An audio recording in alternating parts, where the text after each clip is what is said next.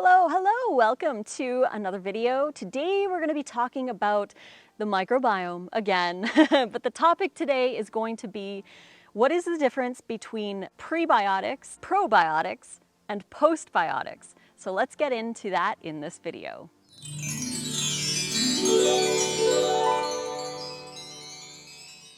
Thank you so much for joining me today.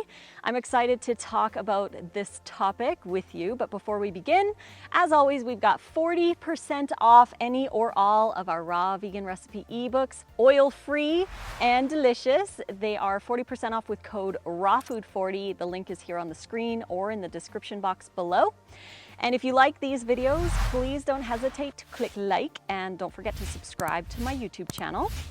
So let's get right into it. We are talking about the microbiome today and what is the difference between prebiotics, probiotics, and postbiotics. So I've had this question multiple times on my Instagram and I thought it would be great to create an in-depth video talking about these three things. So in short, before we dive in, prebiotics is the food for the microbiome, probiotics is the microbiome, and postbiotics are the things that the microbiome makes from the prebiotics. So starting with prebiotics, prebiotics are the food for the microbiome. And that is fiber, basically. Fiber is the food for the microbiome. They eat fiber and they eat all kinds of fiber. Different colonies feed on different fiber sources. And in one of Dr. Will Bulsiewicz's fiber fueled books, he does mention that fiber is so unique that even a biochemist has a hard time describing the unique different kinds of fiber that there are. They are so complex and so unique, and there's so many different kinds of fibers, and they all feed different kinds of bacteria.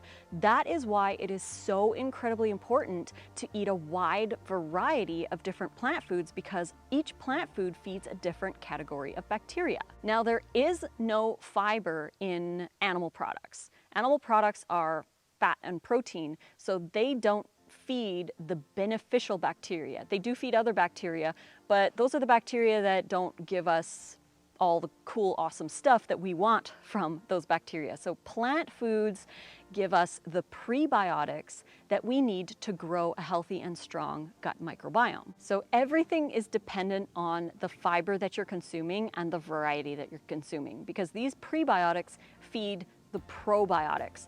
And we can get probiotics from different foods as well. A lot of microbes actually live on the food. That's why sauerkraut is made from cabbage. The cabbage actually has natural microbes on it, so when you do ferment it, those microbes ferment the cabbage and you can eat those and provide your colon more probiotics. Now, you can take probiotics as well, but taking the large doses of the probiotics in an isolated form, like in a capsule, those act more transient through the colon. So when you eat them, they go in and they kind of help out and then they leave. They don't necessarily stick around. There's a very small amount of them that may, but for the most part, they just help on the way through. They're kind of like contractors. They're not actually employees that live or are residents in your gut, but they're like contractors. They come in, they help a little bit, and then they leave. So it is beneficial for some people to take probiotics, but it doesn't build your microbiome.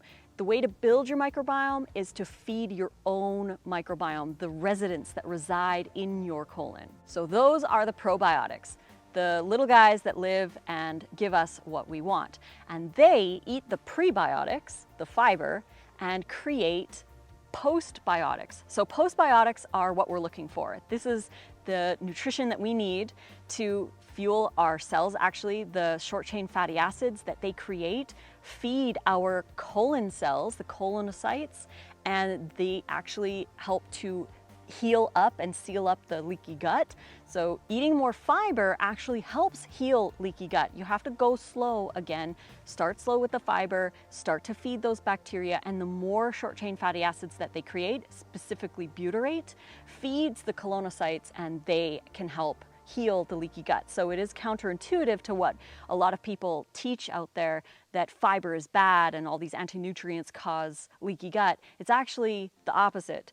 They actually feed the colonocytes, the short-chain fatty acids do, and the butyrate and all of that good stuff helps the colonocytes to fix the leaky gut. So eating more fiber actually helps. It's not the enemy. Even just 2 weeks on a low fiber diet can start to starve your gut microbiome to the point that they start to eat the thin protective mucus layer around your colon. And that is kind of where they live, but they start to eat their home because they're not being given fiber to stay alive.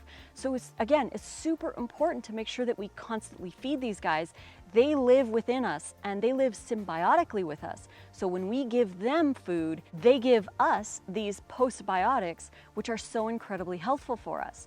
Short-chain fatty acids, as its name infers, they have an acid to them. So they are acidic in our colon, which is good.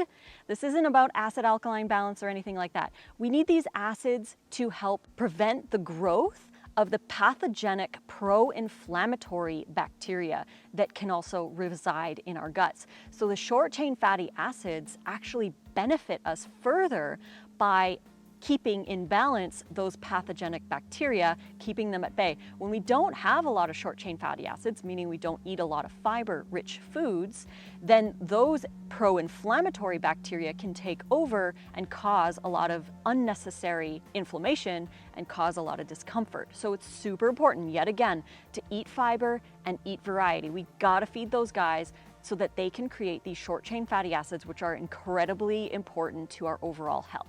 So to recap on the short-chain fatty acids, here are a few things that they do for us. They are a dominant energy source for our colon cells. They support a healthy gut microbiota, which in turn provides us a better immunity, better serotonin production, so happier mood, and they convert nutrients into other nutrients for us. It's important to have a healthy, strong microbiome. Also, they do keep things like Salmonella and E. coli at bay and other pathogenic bacteria. They help to repair leaky gut. They also reduce the release of bacterial endotoxins. So bacteria do release toxins, certain bacteria, and this helps to prevent excessive amounts of endotoxins being released in our colons. Also decreases visceral hypersensitivity. That's a fancy way of saying colon pain. It helps to reduce that pain. It reduces inflammation. It promotes intestinal motility, so your stools move through at a regular, appropriate, healthful pace. And they correct dysbiosis, which is the imbalance of the microbiome. So it's really important to eat fiber to get these SCFAs so that we can eventually have the health that we really truly want. So I hope this clears up a little bit about what a prebiotic, a probiotic, and a postbiotic are. We can definitely eat a wide variety of fiber, but also including fermented foods can really be helpful at growing the microbiome in the beginning and maintaining it throughout your life. So some people who have issues adding more fiber right off the bat, like too much right away, might benefit from adding fermented foods in small amounts and then just increasing from there. This has been shown to help grow a microbiome that is kind of more deficient. So kimchi, sauerkraut, fermented vegetables that you make yourself, start slow. As always, you want to start really slow, like a teaspoon or even half a teaspoon. Start slow and be more consistent with them. So have it in every salad, have a small amount, and then after a week or two, increase it to a little bit more, and then start adding more fiber into your diet so that you can start feeding your microbiome, growing it strong, and enjoying all the benefits that they have to offer us if we feed them back. So hopefully you guys enjoyed this video. If you did, don't forget to click like and subscribe to my YouTube channel. You can enjoy 40% off any or all of our raw vegan recipe ebooks. They're oil-free, there's burgers and soups and all kinds of goodies. 40% off, the code is RAWFOOD40. The link is right here on the screen or in the description box below. Until the next video, thank you so much for watching. I appreciate you to no end. See you on the next video, and fruit on.